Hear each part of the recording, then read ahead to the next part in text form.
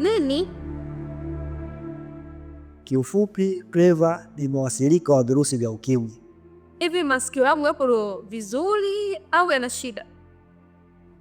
Wewe naona kama utabudia bidii, lakini huo ndo uhalisia wake. Mimi namjua sana Trevor kuliko unavyofahamu wewe. Tumekuwa pamoja, tumeishi pamoja, tumekula nyumba moja. Kwa najua vitu vingi sana kuhusiana naye kuliko wewe. Haya, mimi hata sijui ya. Kwaheri. Sawa, poa, kwaheri.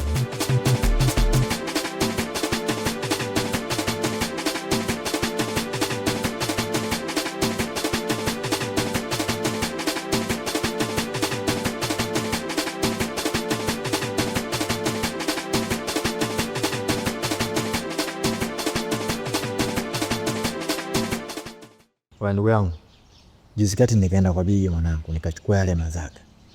Saa ngapi nisiyatumie? Lakini wakati nayatumia ni kwa tayari nishampanga demu fulani ili atokee mazingira yetu. Mwisho wa siku yule demu hakutokea. Oya, kumbe ile kitu ina madhara. Yaani nakwambia vipi? Yaani kitu kilienda hivi kilisimama, afu kilitumia muda mrefu mpaka inauma. Lakini yule demu hakutokea kabisa. Yaani kaka, nilipata tabu kinoma yani. Yale maumivu niliyosikia pale, nilitamani hata nibaki kuku. Kwa hiyo ulienda kwa bibi kuchukua mkongo, umkomeshe demu. Haya, demu mwenyewe yupi? Kile kidemu, nimekisahau jina kidogo. Kadem fulani hivi wanakuja hapa kijijini hivi siku za karibuni. Yaani hawana hata muda mrefu hapa kijijini. Yaani hata kajina nimekasahau. Katokea mjini. Au itakuwa ni Irene? Huyo.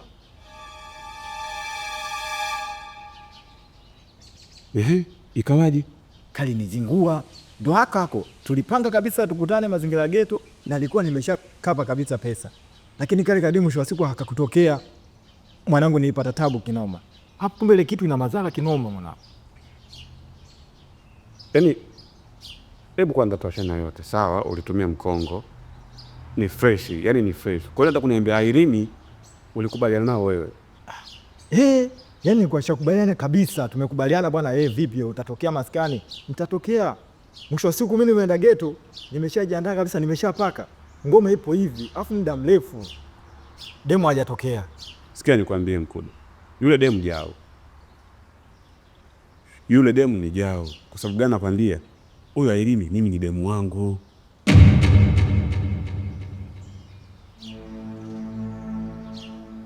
Yaani kama ulishasikia, mimi napiga sana spako hapa kijijini, ni yule demu. Yaani yule mimi nimepiga sana na anakuja kwangu karibia kila siku. Sasa unavyoniambia kama wewe uliagana naye, sijui mkutane geto, ukaenda kuchukua mkongo, sijui kafanyaje, mimi nashindwa kuelewa ujue.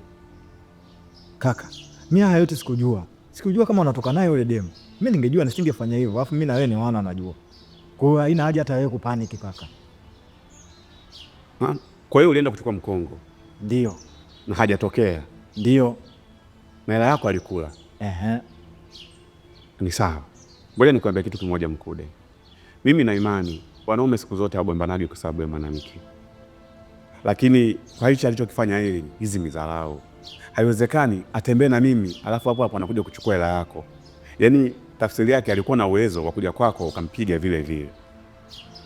Hizo ndio nikabombana na wewe brother. Tumetoka mbali sana. Ila kuna kitu nataka tukifanye ili tumkoneshe. Kwa sababu haiwezekani kwangu mimi aichungulie, yako kwa aichunguliwe. Hizo ni dharau mwanangu. Tumkomeshe? Yeah. Tumkomeshe kivipi? Iko hivi. Mimi nataka tumtengenezee cheni. Sasa wewe unamaanisha nini hapa? Bado sijakuelewa, hebu niweke wazi. Nataka tuite washikaji. Tukiungana mimi na wewe, tumpige mande. Tena. Yeah. Kaka, lakini hilo ni balaa unajua. Sio kitu kizuri hicho. Ni sawa, lakini tusionyeshe nidhamu ya uoga. Huyu demu katudharau sana. Sio kitu kizuri, lakini mimi nataka tumkomeshe na iwe fundisho kwa wanawake ambao wanapenda kuchanganya marafiki kiasi hichi.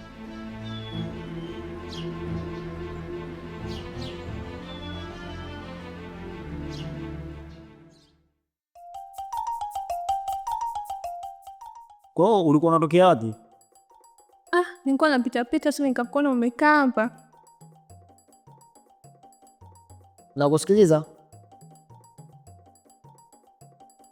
Hivi Allen, ile siku zile unajua sijakuelewa kabisa. Unataka kuniambia kweli Clever ameathirika? Huo ndo uhalisia wake. Yaani hivi tunavyoongea mimi na wewe, Clever sio mzima, ni mwathirika wa virusi vya ukimwi. Na hata kijiji tulichotoka, watu wote mpaka marafiki zake wanajua kuwa yeye ni mwathirika. Sasa nashangaa wewe ninavyokuambia alafu utaka kuniamini. Vipi kwani? Ulishawahi kutoka naye nini? Hapana, sijawahi. Mimi namfahamu vizuri sana Clever kuliko unavyomfahamu wewe. Nyie huku mmekutana tu, lakini mimi nimetoka naye kijiji hiki kimoja. Kwa nini kuniambia pale sio mzima kabisa, yani pale anatembea na vijidudu vya ukimwi? Ndo uhalisia wake huo. Kwa nini unataka kuniamini?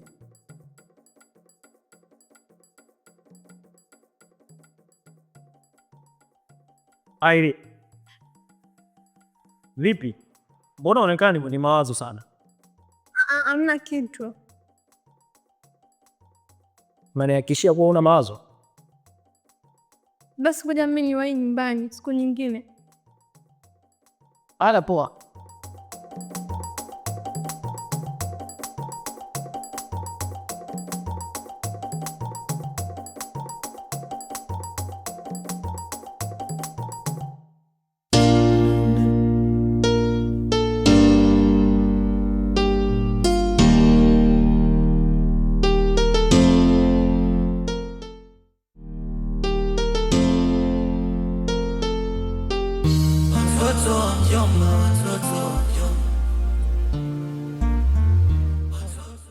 Mkude, mtoto wa Kiruguru, mwenye sura ya mama, mwili wa baba. Una jipya gani leo? Kaka, sasa hivi nimekuja nikiwa serious. Ninawahitaji kabisa. Nahitaji unipatie hilo zaga. Nikimaanisha unipatie huo mkongo. Sasa hivi nakwenda kukutumia kweli ndugu yangu. Sawa, lakini una shida sana. Nishakupatia mkongo mara ya kwanza. Ukanipa malalamiko mengi sana. Kwamba dawa ya uongo, haifai, nini. Je, umerudi tena kwa mara ya pili. Utaweza kuitumia? Kaka, sawa, najua nilikukosea, alafu nilizingua sana. Lakini awamu hii nina uhitaji kweli. Alafu isitoshe sasa hivi niko na yuzo. Kwa hiyo sasa hivi unachotakiwa wewe kuniamini, mimi nitaitumia kweli hiyo dawa. Sawa, sio mbaya. Umejaliwa na shilingi ngapi? Hapa ni labuku tu. Nishakwambia hii dawa ni kwamba ni matawi ya juu. Sasa basi, unawezaje kuja na buku? Sasa basi, hii ndio mwanzo na mwisho. Kuja na shilingi 1000. Na kupatia leo kwa sababu ya yuzo tu. Kwa sababu yuzo ni mtu wangu sana karibu. Inakufuatia.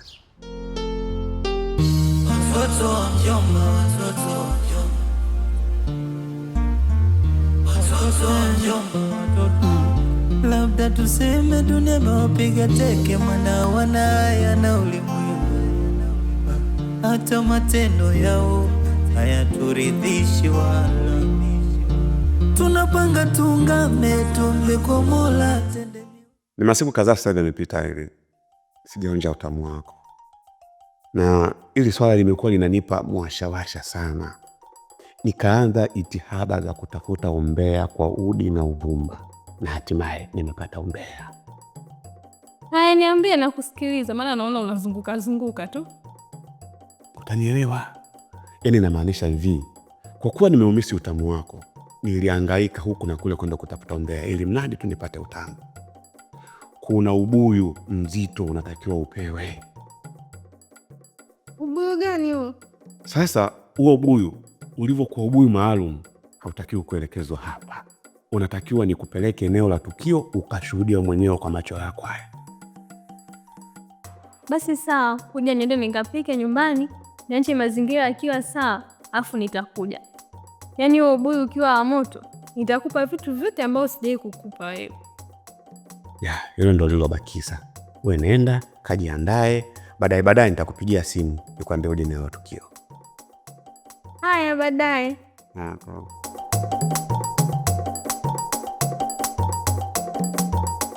Atakachomkuta huyo ataenda kusimulia na wazazi wake.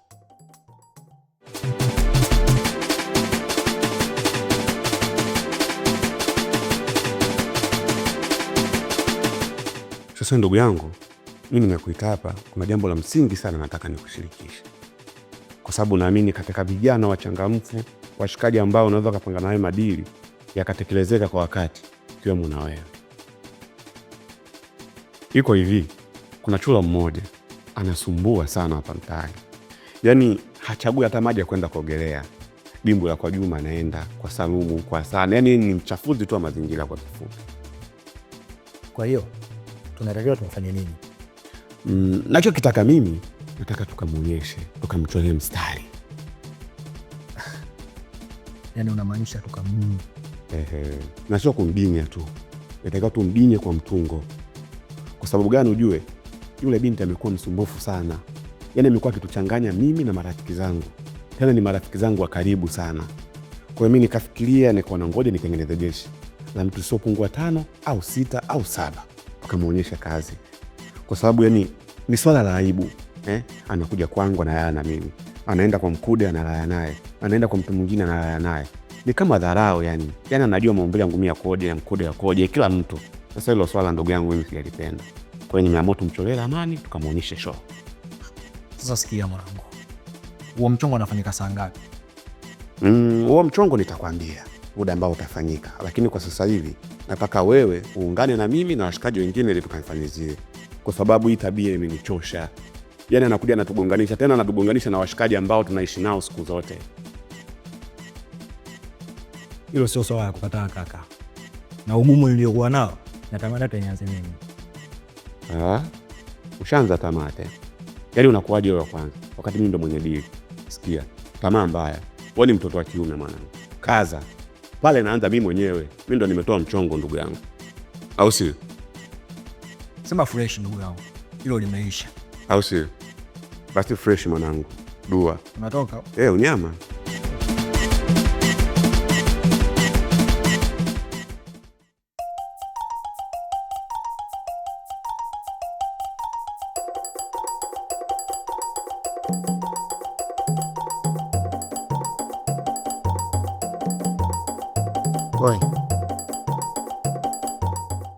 Wa vipi babu, mbona kama vile hivyo? Muda unaenda afu mbona atokei? Mbona atatokea tu mwanangu. Nimewasiliana naye hapa, ameniambia ndo anajiandaa anakuja. Mimi nimeona muda unaenda. Afu namna gani vipi mimi nishapaka mazingira afu sielewi. Sasa sikia. Wewe uko umepaka hapo sio shida. Maana hapo ni nusu saa kabla. Na yule mchumba kwangu mimi atoboi. Yaani sasa hivi atakuja mwana. Unajua nini? Yule demu ashaye kunifanyia kama hivi. Tulikubaliana tukutane sehemu akanichomesha. Kwa hata kama akifanya hivi mimi sitashangaa ujue. Kumbe kwa sababu alikuchomesha, sikia nikwambie. Yule mchumba kwangu mimi achomoi. Kama kuchoma alichoma kwa wewe. Kwangu mimi atoboi. Cha kufanya, wewe ingia ndani. Mimi nitamtumia SMS hapa. Alafu nijue amefika wapi. Ila kuwa na amani, tulia. Au vipi? Mfanya hivyo basi. Niano.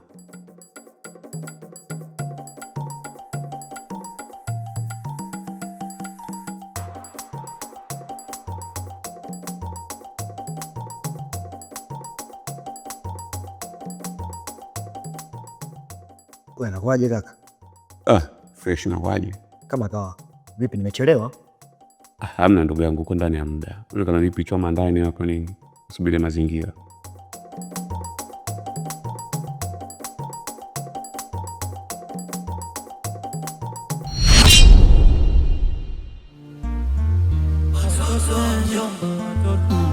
Labda tuseme dunia imewapiga teke, mwana wanaya na ulimwengu. Hata matendo yao hayaturidhishi wala. Tunapanga tungame, tuombe kwa Mola tende miujiza. Wenda tafuta janga, wataacha umalaya. Hawana stara, hawana ustarabu, watole wapi aibu. Eti na bado wako shule. Wanagonganisha mabwana, kijiji kimechafuka. hawayaogopi maradhi, ilo kwao sio shida. Hapa kijijini watoto wa mjomba, wamezua balaa, watoto wa mjomba, umalaya, udanganyi.